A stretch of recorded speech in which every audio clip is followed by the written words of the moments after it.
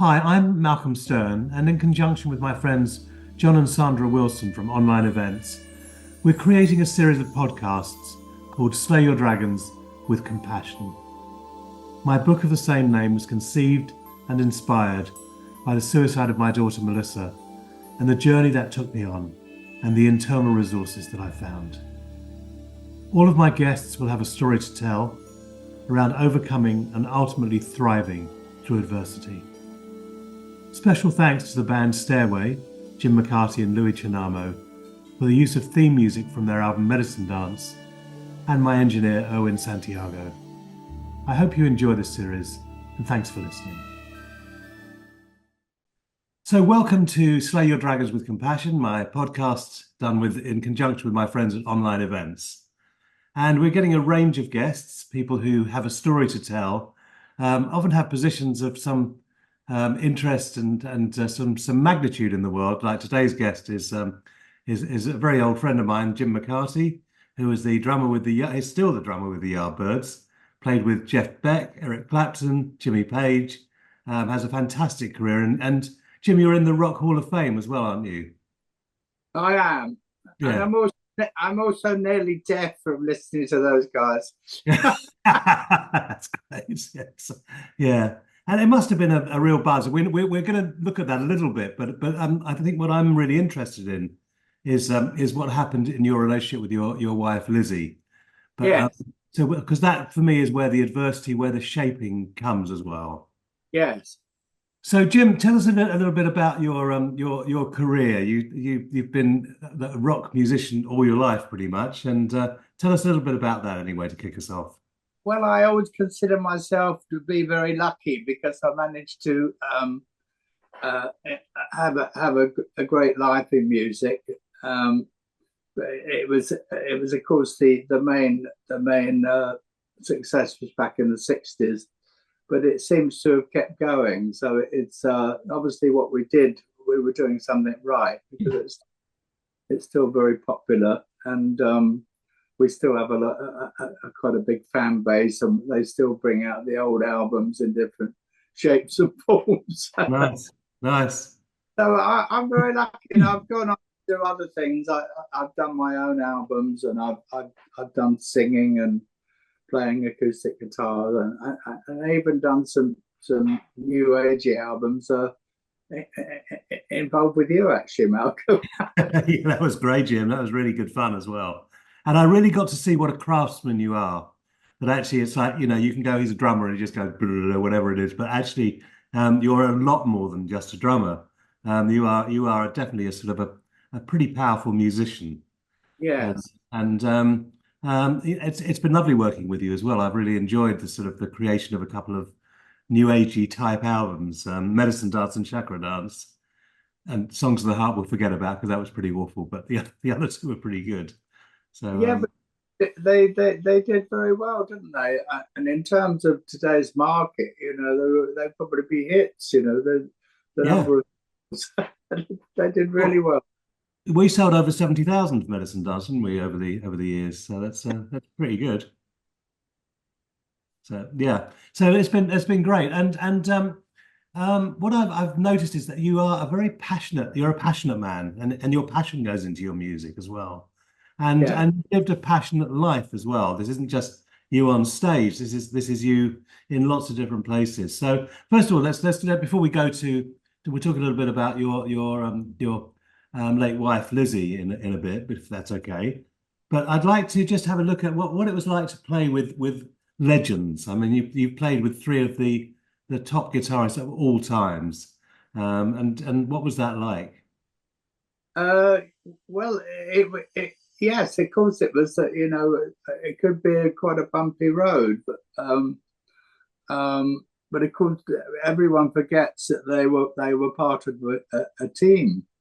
When we started, we were just a team, and we are all doing our bit. There was nobody that was going to stand out, or as far as we knew, nobody was going to be a real cult in 50 years time. Yes. Uh, and it was fun. We did have a lot of fun each of them, gave their own version of fun. They were all very funny, and because I was always a bit of a joker, so I always used to click with them on the sense of humour. Yes. So we had our own little humour and jokes, and we made our life together. But it was up and down, and it only lasted about 5 years, but it was like a lifetime in that period of time. Well, the Yardbirds are still a household name. You're up there with the Beatles and the Stones. There is a sort of sense that some of the great music that came out of the '60s was made by you and your band. It's pretty lovely. Well, yeah, I think it was because we had a good chemistry together, and we sort of grown up together. We were mates at school and all that, and we loved blues music when we heard blues music coming in from the States, and we Yes. versions of it. We did covers first of all, and then we just thought, well, let's make this a bit more interesting. So it got quite weird and wonderful in the end of it. That's amazing. And you're still on the road these days, aren't you? I know you're still touring. So that's Yeah, I still play. I still play occasional tours with. They're all American guys now, so the British invasion is finished. It's only me. yeah, yes. But it's a great band, and they all know the stuff. They know it inside out, and it's always a great night show. I was watching something on YouTube yesterday. John Anderson, who was the lead singer with Yes, of course, and he's got some American musicians around him, and he sounds great. And it's like obviously there's such a passion in the States for these old rockers like yourself. Well, he was lucky, he has such a great voice. So, Yeah. that voice is all important, the voice of Yes. And people never forget that. It's funny because I once went to see Yes with the tribute band singer who'd replaced John Anderson at that time, and although he looked like him and he sounded like him, he didn't capture something of the magic that he did. And I think there's something about having a real sort of like gravitas, which I see that you have when I've seen you on stage. I can see that Yeah, you've got gravitas, that yeah, you are it. That's what happens for you. yeah. So I'm going to do a different sort of pitch, I think. I'm thinking of putting together a different sort of show where I do more talking and talk through the history of the band, and go through it along with the band playing, playing songs as well, but make it more of an event, rather than just a rock show. It's funny because I'm an enormous fan of Leonard Cohen, as you know, and one of the things that I really appreciated about going to his shows, which I did a few times, was the talking, the stories, the sort of like the warmth and the connection with the audience. And as you say, you're a joker, and you really have that capacity to engage with your audience as well. Yeah, yeah. Well, it was a funny story, and you get films like Spinal Tap, and they're very accurate. Yes, yes. I remember that. So it was a funny life, but people are very interested in those things and the stories involved. Well, I think there's a real glamour, isn't there? And rock is the ultimate glamour. David Essex said, "Show me a boy who doesn't want to be a rock star, and I'll show you a liar." And there is something about it's like that was the pinnacle of all our ambitions. But of course, it has its shadow side with it as well, doesn't it? So, um, Well, well, yeah, the glamour is a very small percentage of it, to be honest. you know, it's yeah. it's a lot of very boring stuff like traveling in a bus, or waiting in a dressing room, or getting your picture taken, or or doing interviews or anything like that. And the glamour is just maybe 5% of it. Yes, yeah. And you've obviously had a wild life. You don't get through being a rock and roll star without having a wild life. And I'm not going to sort of drag that out of you anyway, Jim. But actually, you had a very beautiful marriage to Lizzie. And I think that's where I remember we had some conversations after Lizzie died, and I was touched by the soulfulness that you had and that depth of connection. Can you say a little bit about that part of your journey? Because this feels to me like one of the big molders of you, big shapers of you, as well as your rock career. Yes, I mean Lizzie, she didn't come. She wasn't really a rock chick. That's She good. wasn't rock and roll. She was more from modern art, and she worked in a famous art gallery in London when we met, and then she stopped that. She was fed up with it, and we came up to France to live. We decided to live in France because we loved the scenery and we loved nature and all that. And she was a very stabilizing person for me, very grounding and very reassuring. And apparently I was reassuring for her because I she think didn't have help. what I've always seen in you, Jim, is this immense kindness as well, and I'm sure she would have enjoyed that, and that would have made her life, pretty decent as well with you. Well, yes, and we were very happy. We were very happy, and we were together, a bit over 20 years, um, and we had lots of fun, and we had some, beautiful moments. And uh, I think the interesting thing is that when she died, it was such a horrible thing. Well, as it's a terrible blow.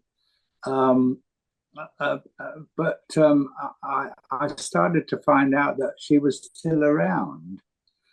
And I did everything I could to investigate that. I took up courses with a medium, and I followed all these YouTube near-death experience accounts and all this, and followed a lot of these alternative people that were talking about life after death, and lots of things happened here. Lots of communication happened between me and Lizzie, and it was obvious that she was around. Her consciousness was still living, and it was a revelation, really. Mm. Now, coming from some people, I would see that as sort of a bit woo-woo, but actually coming from you, I know that that's not part of who you are. That you haven't just sort of picked up on every new age idea and run with it. You've got a sort of a stability. So for you to say that, that's quite a big deal. And our experience is actually, nothing can deny our experience. And what I'm hearing is you had a deep experience of Lizzie still being around. And of course, you wrote a beautiful book, which you sent me, which is very kind of you, called She Walks Yeah. in Beauty. And so tell us a little bit about that experience of her dying and of how that manifested for you, her still being around. Um, well, I don't know, it was a revelation because I studied Buddhism quite a bit. We used to follow a Buddhist guru um, who you probably know, and we used to go on his retreats and all this, and go abroad and everything, go to India and China, and death was part of their studies. But it somehow wasn't quite the same, the actual practical thing of somebody close to you dying. It was a different together. Um, I, I guess it was much closer, and it was much clearer actually. And some of the things that happened were very interesting. Mm. And I put them in the book. We used to go to a little cafe up in the hills near here, a beautiful little place about 20 miles away. And I went there after she passed. I went up on my own, and I talked to the woman who ran the little cafe, and she said, "Oh, I was coming into the work the other day, and I saw you two." She was French, and she used to really like Lizzie. And she said, "I saw you two walking," and she said, "Lizzie was very happy, but you weren't. You were in tears."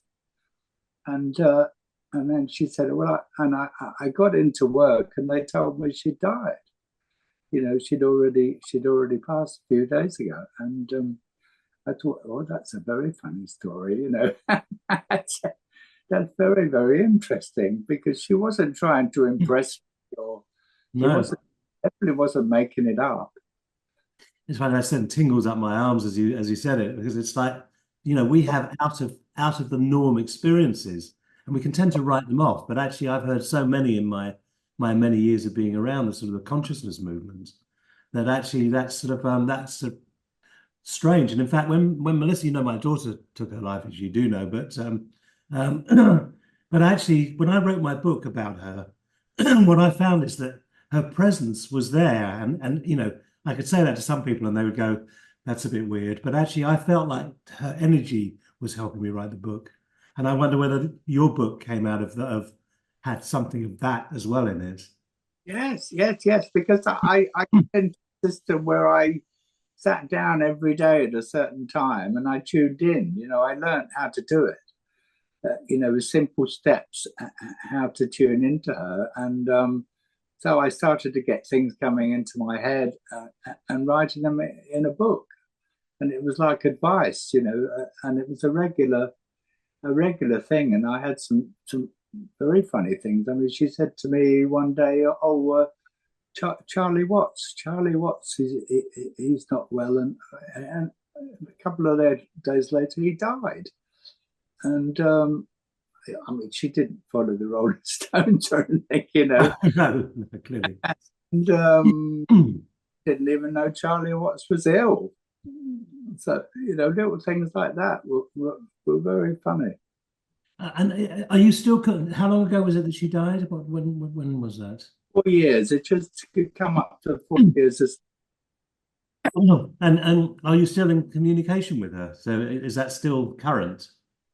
Yeah, yes, yes. It's yeah, I wouldn't, I would say it's on a slightly different level. There's not so many funny things happening, like TVs going off and lights flashing and things like that.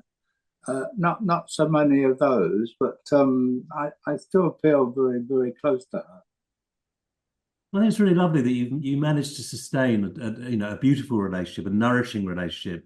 Someone who wasn't glamorized by you, but who met you and fell in love with you, and likewise the same the other way around. And I think that the book is very beautiful that you wrote. She Walks in Beauty. It's a really lovely testament to a very deep love affair, which carried on beyond the grave, which is pretty profound, actually. So it's Yes, I think what I wanted to do was just share the story. I wasn't trying to, to instruct anyone or convert anyone to anything. I was just telling my story, and there's sort of no explanation, really. It's well, there's no logical explanation. That's true. cool. No, And you live alone now. yes, Yeah. yes. And And how is that after 20 years of marriage? it's very difficult. No, it's difficult. I miss it. I miss it a lot. Yes. I miss that physical company. No, I like the company, but things have happened. I've met different people and I've got different friends, and my life has become more active than it was. Great. Yes. It's making up for living alone. But the worst day is on a Sunday because she passed on a Sunday. Uh, Yes. Also, it's a very family time in France. Sundays are all the families get together, and I feel very lonely. Yeah. No, I get that as well. Yeah. And um, are you sort of like, are you heartened by the fact that you've had contact with her beyond the grave as well? What does that do for you?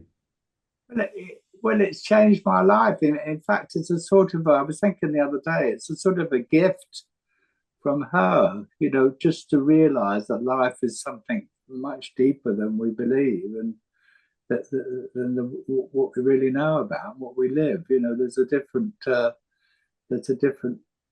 accent of life, if you like, um, a whole spiritual side, which you know makes you think much bigger Yes. about general. And so it's changed me. But even though I don't, I miss her, I Yeah. miss her presence. I'm a better person. I Um, think that's true, and I think that's sort of it's almost like it's a byproduct of losing someone very precious to you. That there's also a gift in there, even though gift is probably the wrong word, but it's there is something in there that actually something has changed in you as a result of loving and losing yeah, your beloved. yeah, yes, yes, yes. I've got there's a huge everything sort of opens up. It's suddenly it's a huge life. Yes, yeah. And you've always been very generous with your musical gifts as well. So, and you actually played in 1987. You played at my wedding, and wrote a song called "The Lovers" along with Louis Chinamo. And it was so beautiful. It was like it was such a beautiful gift to get from you as well because you have it's like you're quite multifaceted musically as well. You're more than just written some albums of your own, you sing, you've got a beautiful voice as well. So there's a real sense that you've become quite broad, and you've been quite broad actually in your music. Yes, I did a session with the medium that I follow was somebody called Suzanne Giesman, who's an American woman who's very, very good and very, very sort of organized. And I did get to have a session with her and a medium session, and she did get to Lizzie, and she described Lizzie, of course, and then she said, "Oh, well, Lizzie said you've written a song for her." And she said, "Oh, I'd like to hear it." And I said, "Well, I have got a sort of an idea. I'll send it to you." And Yes. so I sent her the demo of it, the recording of it, and she loved it. She said, "Oh, you've got it really, you got it. It's a beautiful song. You've got it right." And so I worked on it a bit more, and it became a single. So it was a download single. Demon Records took it up, and so that's available as a download. It's called "The Breath of the Wind." Well, I should check that out. Yeah, it's lovely. I think it's lovely that we can use art. It's like, I never thought of myself as particularly artistic. And yet I found that it was really helpful when Melissa died to find ways in, for me, it was writing, but to find ways to use my creativity to help me ride those waves as well. And I'm Yeah, hearing that you've done that in so many ways as well. And I yeah, think I'm really touched by your friend David Balin, our friend David Balin, who yeah. when Lizzie died, it was in lockdown. He sort of broke all the rules, came rushing across France to support you, and I thought that was really beautiful. But it's also a mark of who you are, that you support a lot of people, and actually you reap what you sow as well. So tell us a bit about that, can you, if that's okay? It's very really funny because yes, I was friendly with David, but I didn't know it wasn't really on what I considered that level. Well, not until that Mm. that happened, because he'd seen Lizzie in Paris. We'd met up in Paris when she was having her chemo because we went to Paris in the end. Yeah, we tried to go to the best cancer doctors in France, and she had chemo in Paris, and we met up with David, and we did a lot of fun things together. And yeah, when she died, he said, I'm going to come," and I thought, no, he can't. He's joking. And all of a sudden, he was ringing me from the airport. I'm and it was lockdown, and he said, I don't know how I'm going to get over, but I went to the mayor of this. I live in a little village in the south of France here, and I went to the mayor and I said, "Well, can you give me a note that I can give to him, just to say he's coming to support me because I've lost my wife. So he wrote a letter so I sent him the photostat or whatever so he could show it to the customs. But in the end, he just flew through. He had no problems, and I think that it was quite strict at the time. You had to have a strong reason to come into the country. Yes. And he said, "Oh, I came in and I chatted, and I said, oh, I've got a house down in France, and everyone was very nice to me, and he just came through, and he had to stay. He couldn't come for just a weekend or whatever, so he had to stay for 2 or 3 weeks. That was the rules, and it was like it was magic, a bit magical, but he always says he did his Jewish mother, on me, and he cooked and How lovely. and really looked after me, and it was fantastic. It was such a lovely thing to do, and Yes. I never forget it. Ah, it's really lovely when people do things that go so far outside the grain and give Yeah, to do something for us. You yeah, really, I think what you really, or what I really discovered when I lost my daughter, was the people that I really, they weren't necessarily my closest friends at the time, but the people who I could really be around in that. And I think you become much more sort of tuned in to where you're going to be met or not in particular circumstances. yeah, I left a men's group that I was in because I just felt uncomfortable with two of the men in that group bringing my vulnerability to that place. And have you discovered people have, obviously David's turned up, and have you discovered other people have come around you and been yeah. supportive? Yes. So there's an English guy that I knew vaguely, and he used to ring me up, and he said, "Oh, the strangest thing was that he lost his wife a week after mine, and her name was Lizzie as well. Wow. And he lives in a village here about 45 minutes drive, and he used to ring me up and say." In the lockdown and say, oh, well, don't hang around on your own. Come over because we got a little snooker club, and I've got a little snooker table, and I've got, we've got a couple of people here. They're interesting blokes. There's a film director or whatever, and there's another singer. And he said, why don't you come? And I said, oh no, I don't fancy that. Being an introvert. Yeah. An But it, introvert who plays music in front of hundreds of thousands of people, but I know, fun, isn't it? But after a while, I thought, oh well, I'll go and give it a try. I didn't really want to meet anybody else, but it really blossomed, and it was real good fun, and we had such a lot of good laughs, and we still meet up, and we've even got a little group. We've got a little band playing down here, local festivals every now and then, mm.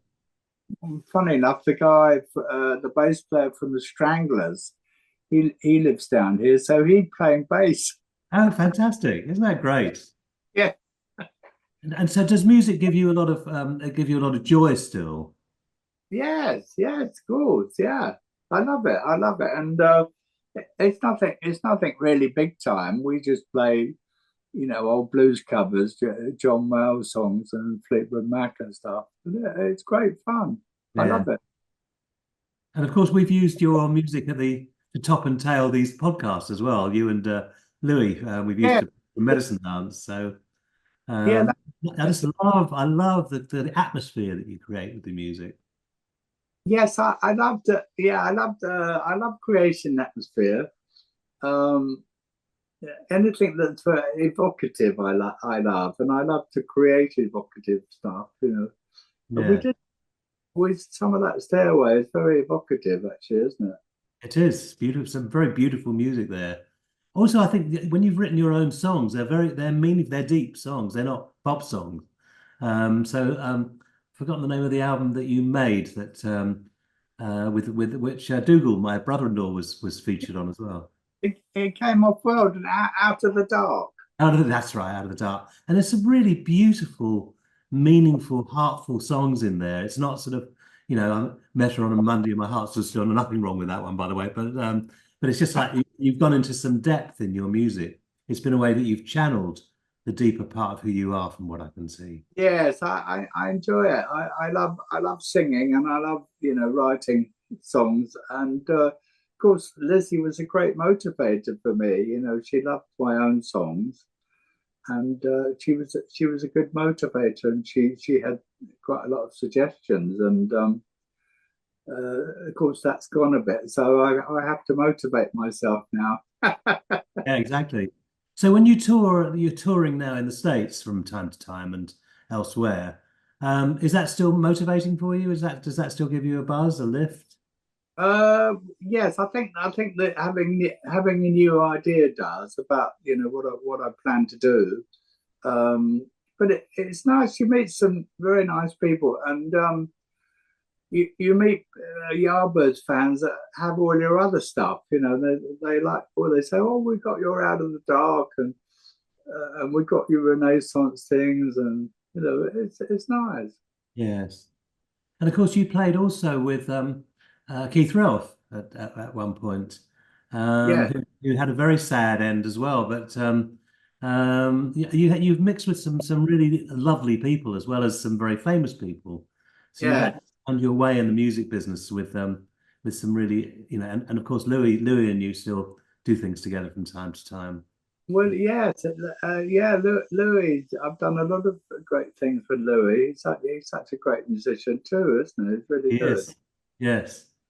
And so, when I watch him and he sort of plays bass and he's like, his whole body goes into it. And I see the same with you with your drums. It's like you're really in there. It's like you don't miss a beat. You're clean in how you play. Hey, the nice thing about Louis, he plays beautiful guitar as well, you know, Yes, yes. and that's quite talented to be a bass player and play nice guitar. That's also true. Yeah. So, in fact, funnily enough, he came down here recently and did a little set with Dougal, who's on Medicine Dance, and they were sort of jamming together, and it was like, wow, these guys really are great musicians, and it's really lovely to bask in great music as well. Yeah, and does Dougal still play? He started up again because Louis came down. He bought Okay, himself a guitar and bought himself an amp, and they played together, so that was pretty good. he had a lovely feel, with a lovely touch, Yeah, guitarist. yeah, yeah. Well, he said he's technically very good, but he hasn't got that oomph that someone like Eric Clapton's got that makes him into a star. But Dougal Yeah, knows technically very, very good indeed. yes. And you've obviously got something that does carry. I've watched old YouTube clips of you and other things like that you bring a presence into your music as well. So Yeah, and I, you've been a legendary band. well, going back to the team, I always I work nicely in a team. I like working in a team, Yeah. um, and I can have a certain amount of control. It's always a bit difficult on my own. It's a question of motivation and confidence. As you Yeah. know. Yeah. And where do you see yourself going from here? You've have you hit the august heights of 80 years old yet? Or Yes, I'm 81 coming next month. right, right, yeah. And so, but you're still keen to keep going as well, aren't you? From what I can see. I'm still physically able to do.